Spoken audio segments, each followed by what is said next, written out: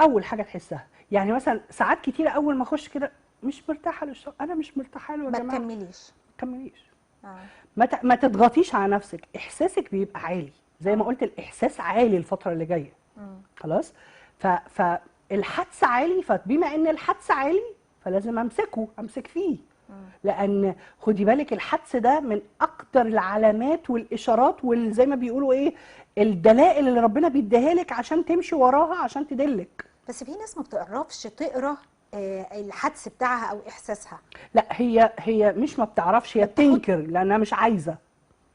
واحيانا ما تاخدش بالها من العلامات. لا، بياخدوا بالهم بياخدوا ويطنشوا. بالهم. بصي، ما فيش حد ما بياخدش باله، اه. بس في حد منتبه وواعي، وفي حد بيقول ايه، لا ما اجرب. اجرب. تمام.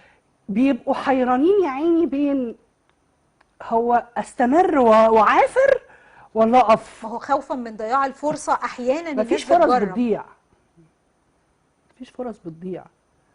خلاص، ما يصيبك هو احسن حاجه ليكي. اللي فاتك مش بتاعك، هيجيلك بتاعك ويخبطك. مم. هيصيبك نصيبك، هيصيبك. نصيبك هيسيبك. فاهمه ازاي؟ فبالتالي الموضوع السنه الجايه انفراجه اكتر من السنه دي. يا رب. خلاص. يا رب.